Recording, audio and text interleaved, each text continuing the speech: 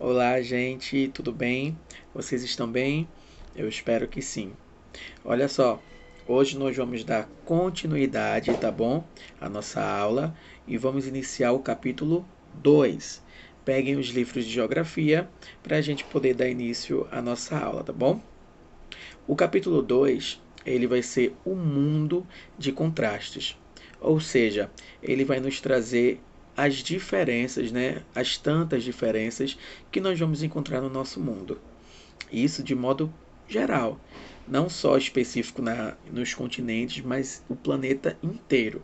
A gente vem falando isso desde o começo do ano, né, a respeito de todas as desigualdades que a gente encontra no mundo, a respeito de toda a pobreza, né, enquanto uns têm muito, outras pessoas não têm nada. E aí, alguns estudiosos eles resolveram dar números a isso.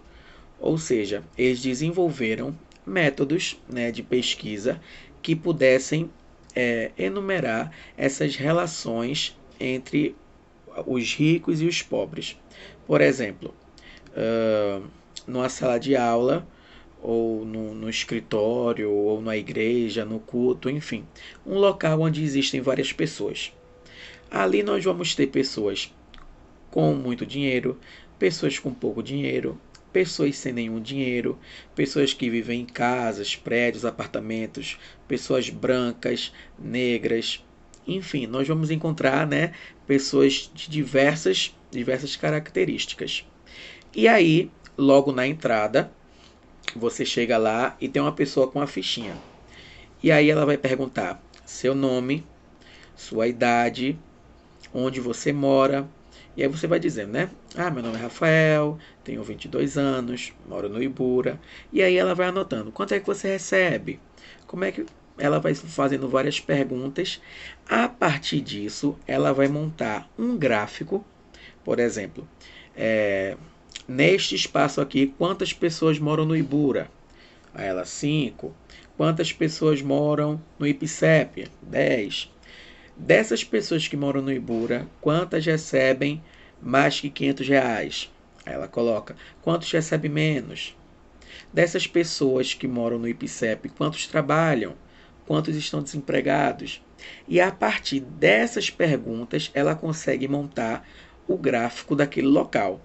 Quem tem mais condições, e a partir disso, ela vai conseguir saber, por exemplo, quais são os bairros mais ricos do Recife, quais são os bairros mais necessitados do Recife, se as pessoas, quais são os locais que as pessoas vão mais à escola, quais são os locais que as pessoas vão menos.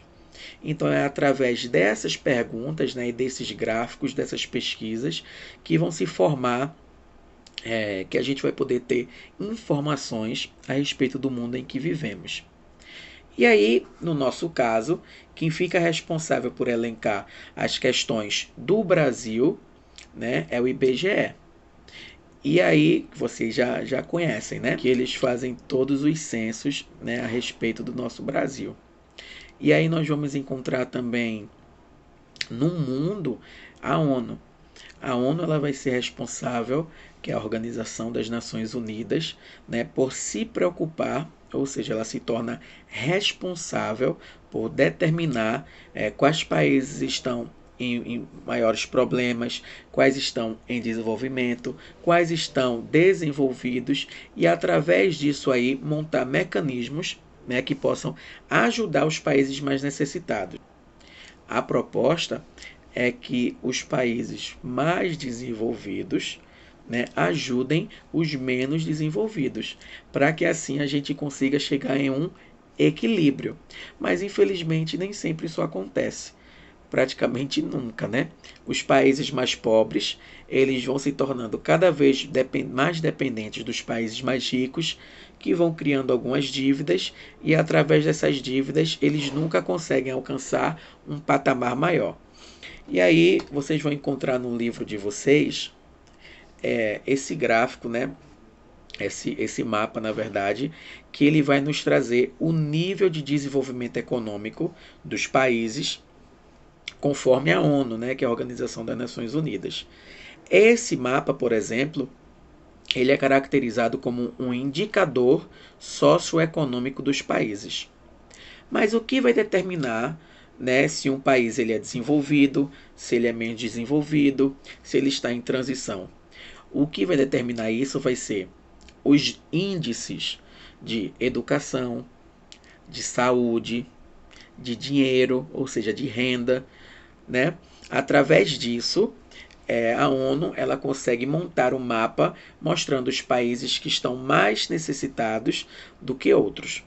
Se vocês observarem bem aí no mapa, nós vamos perceber que pouquíssimos países no mundo são realmente desenvolvidos, né? Como é o caso dos Estados Unidos, do Canadá, da Austrália e alguns países da Europa. Então, através disso, nós percebemos que o mundo ele realmente é extremamente desigual. Vocês observam que o maior número, né, de países menos desenvolvidos nós vamos encontrar, ó, na África, no continente africano. Não é coincidência não, gente. Isso não é coincidência. Como a gente sabe, né, o mundo inteiro passou por um processo terrível, que foi na época em que os negros eles eram escravizados. Exatamente. A África, né, o continente africano, ele se tornou um poço de exploração, de escravidão, de sofrimento. A maioria dos países, né, ao redor da África, eles iam lá traficar, eles iam roubar os negros que moravam lá para poder levar para os seus países e utilizarem como escravos. Como a gente sabe, o continente africano ele é repleto de minérios, né? É onde se concentra uma das maiores fontes de minérios do mundo. Então, a maioria dos países iam lá para explorar aquela região e às vezes utilizavam o próprio povo para fazer essa exploração. Então, toda essa carga histórica, né, de sofrimento, de escravidão, né, de mortes, isso trouxe consequências seríssimas para o continente africano.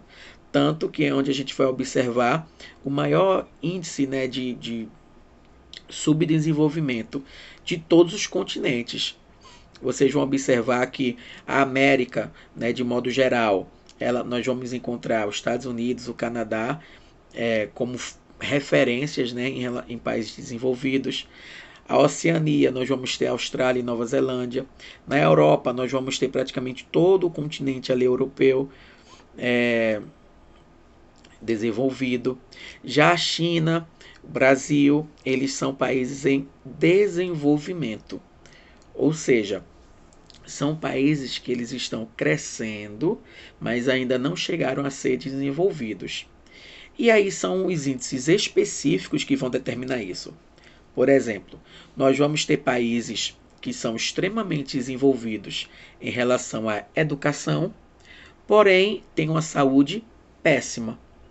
Então, isso vai dar um contraste, né, como diz o nome do capítulo, em relação ao seu desenvolvimento.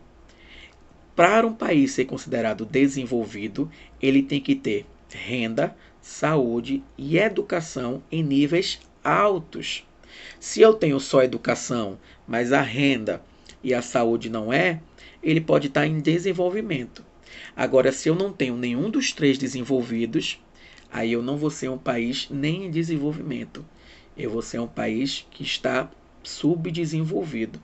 E aí que vai ser o caso, né, da maioria dos países do continente africano, infelizmente.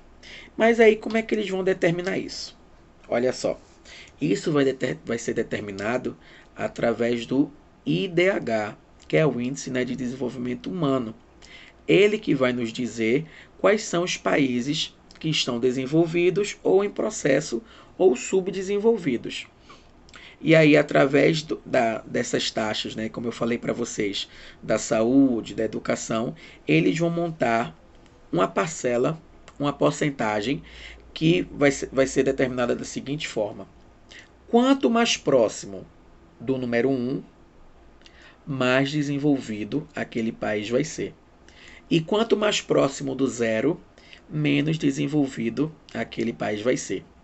Então vamos determinar o seguinte: de 0, né, a meio, ou seja, 0,5, nós vamos ter países subdesenvolvidos, né? De 0, de meio até o número 1, nós vamos ter países em desenvolvimento. De 0,75 mais ou menos para cima, nós vamos começar a encontrar os países desenvolvidos. E aí vocês vão observar, por exemplo, aí no gráfico, ó, países como Angola, né, que se encontra no continente africano, ele possui o IDH de 0,581, ou seja, está um pouco longe do zero, né? O Brasil, 0,759, então já é um país, ó, em desenvolvimento, né? Ele já está se aproximando ali do 1. O Canadá, 0,926. Olha só o quão próximo ele está do 1. Se ele está tão próximo assim do 1, significa que ele já é um país desenvolvido, porque está bastante próximo, né? Aí nós vamos ter, por exemplo, Leoa, né? Na África, que vai ter 0,419, bem abaixo, né, do 1 e ainda abaixo do meio. Ou seja, não é um país nem em desenvolvimento, infelizmente. E a gente vai reparar, ó, que onde aparece aí o nome África, vai estar geralmente de meio para baixo. Não consegue atingir um patamar acima do meio, né? Por todas essas questões que já foram faladas para vocês. Mas aí nós temos que ver também que quanto maior, né, essa qualidade de vida, quanto maior a renda, quanto maior a saúde e a educação, mais tempo nós vamos viver, não é verdade? Se eu vivo num lugar onde as doenças elas se proliferam muito fácil, se eu tenho um local que a educação é mínima, então eu não consigo me formar, eu não consigo encontrar um emprego bom.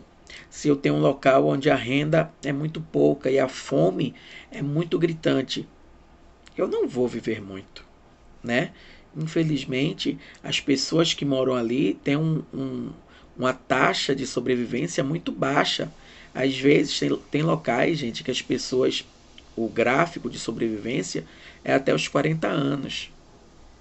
Imagina só, uma pessoa viver apenas 40 anos por questões, né, que fogem do seu controle. Porque não tem acesso ao emprego, não tem acesso à educação, à saúde, segurança também, que conta bastante. Agora, se eu vivo num local que eu tenho um hospital de qualidade, né, uma saúde pública de qualidade, se eu tenho uma possibilidade de me formar, de ter um ótimo emprego, se eu tenho a possibilidade de estudar em boas escolas, isso significa que eu vou ter uma vida melhor, né? Um lugar que preza por como é que eu posso falar? Pela sustentabilidade, né? A gente vai ver um local bastante arborizado, que preza pela natureza, eu vou viver mais. Então, quanto mais esse índice de desenvolvimento for maior, maior vai ser a nossa qualidade de vida. E isso vai se refletir exatamente nessa expectativa de vida que nós vamos encontrar. Olha só que coisa mais linda a expectativa de vida, por exemplo, dos países europeus. Na França, a expectativa de vida é até os 82 anos. Significa que todo mundo vai morrer quando chega em 82 anos? Claro que não. Isso é uma expectativa, ou seja, é muito mais fácil uma pessoa na França chegar aos 80 anos do que uma pessoa, por exemplo, na Etiópia. Entendeu? Essa comparação que eles fazem é uma média, tá? Não é que todo mundo vai morrer com 82 anos, nem mais, nem menos. Isso não quer dizer isso. Quer dizer que as pessoas têm capacidade, ou seja, vai ter uma qualidade de vida para chegar até essa idade. Mas aí vão ter N motivos, né? Tem pessoas que vão morrer mais cedo por questões de doença, como câncer, né? Como outras doenças aí que a gente sabe que existe. Vamos ter pessoas que morrem em acidentes, em assaltos, por problemas de saúde mesmo. Então, isso é uma média. Não quer dizer que todo mundo tenha que morrer nesses números aí, nessas idades que eles colocam pra gente, tá bom? Mas é muito mais fácil você ter uma qualidade de vida e viver mais nesses países citados, né, nos países europeus, até na América do Sul também, ó, nas Américas, nós vamos encontrar uma taxa de 76 anos, 79, o que isso também já é muito bom, significa que as Américas estão em desenvolvimento, né? Ou seja, quanto mais essa expectativa de vida for maior, mais desenvolvido vai ser aquele país. Então, o Brasil, gente, já teve uma expectativa de vida de 60 anos. 60 anos. Hoje nós temos uma expectativa de 74 anos. Olha só como o nosso Brasil vem se desenvolvendo. E a gente espera que ele possa se desenvolver muito mais, né? Não só ele, mas como os outros países também. E para isso, cabe aos governantes, né, investirem mais naquelas coisas que são realmente importantes para a nossa sobrevivência. Educação, saúde, mas o que? A gente já falou anteriormente. O que eu posso fazer para tornar a minha expectativa de vida maior? Se eu tenho uma educação de qualidade, uma saúde de qualidade, eu vou ter também o quê? Um emprego bom e logo a minha renda vai ser melhor. Então, fulano não tem um emprego bom porque não estudou. Nem sempre é assim. Tem países que realmente oferecem uma educação de qualidade, né? E a gente sabe que o número de pessoas que se formam, que têm bons empregos, é grande. Mas nós vamos ter países que não tem investimento em educação. Então são escolas fechadas, são escolas que não têm cadeiras, não têm professores, não tem quadro para a professora dar aula, não chega livro, não chega merenda. E aquelas pessoas daquela região que não têm condições de se locomover para outro local, o que é que eles vão fazer? Eles simplesmente não estudam, né? Eles não vão ter esse direito à educação. E logo, quem não tem direito à educação, não tem direito também a emprego. Logo, se a pessoa não tem direito à educação e a emprego, não vai ter direito à alimentação. E aquela pessoa vai passar fome, ou ela vai entrar para o crime, ou ela vai virar pedinte, ou ela vai morrer de fome. Então são realidades bastante diferentes. Nós vamos ter a realidade daquela pessoa que estuda nas melhores escolas, que vai ter os melhores empregos, as melhores casas, as melhores coisas, e nós vamos ter aquela realidade daquela pessoa que não vai ter escola, não vai ter comida, não vai ter emprego, não vai ter família. Então é um mundo de contrastes, um mundo extremamente desigual. E cabe a nós, né, como seres humanos, a gente ter empatia por essas pessoas que sofrem. A gente não pode relativizar. A gente não pode olhar um número como um simples dado. Não, gente. São pessoas que diariamente morrem, pessoas que diariamente passam fome, pessoas que estão agora, enquanto a gente está aqui no conforto da nossa casa, né? Vocês estão assistindo a aula de vocês, eu estou aqui na minha casa. Tem pessoas que estão implorando por um prato de comida. Então, ó, não desperdicem alimentos. Façam de tudo para não desperdiçar alimentos. Só coloquem no prato aquilo que vocês sabem que vão conseguir comer. Porque quando a gente estraga, a gente tem que lembrar que tem uma pessoa, várias pessoas ao redor do mundo que fariam qualquer coisa para ter aquele resto nosso que está indo para o lixo. Então, ó, fiscalizem, não permitem que as coisas sejam estragadas, alimentos, né, líquidos também. Tem lugares que não tem direito nem a água potável. Imagina só, uma pessoa ter que tomar água de barro, água barrenta, porque é a única água que tem para tomar. Então vamos valorizar, não esqueçam disso. Valorizem sempre aquilo que vocês têm. Agradeçam a Deus, a gente tem que ser grato. A gente tem que agradecer muito mais do que pedir. Então todo dia na oração de vocês, agradeça a Deus pela família que vocês têm, pelo alimento que vocês têm. pela escola que vocês têm. Vocês estão aí na casa de vocês, recebendo aula todos os dias, né? Professores quase que 24 horas disponíveis para vocês. E tem alunos aí que não estão fazendo nada, que não tem escola, que a escola está fechada e os alunos estão abandonados, né? Que é uma realidade triste das escolas públicas. Então, nesse mundo de contrastes que a gente vive, vamos dar graças a Deus por a gente estar no lado bom, né? E se preocupar com aqueles que estão no lado ruim. Tá legal?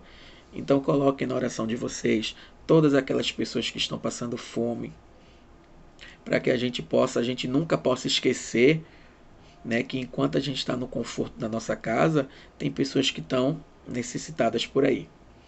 Tá legal?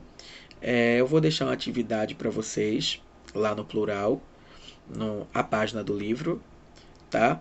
Vocês vão responder e acredito que nossa próxima aula seja ao vivo e a gente faz a correção e dá início à segunda parte do capítulo 2, que está bem interessante também. Tá bom, gente? Foi isso por hoje, espero que tenham gostado, aprendido. Façam anotações se vocês sentiram alguma dúvida em relação a algum assunto, para que a gente possa estar resolvendo no próximo encontro. Tá legal? Já fico ansioso já para a gente se ver novamente. Beijo, gente. Fica com Deus. Tchau, tchau.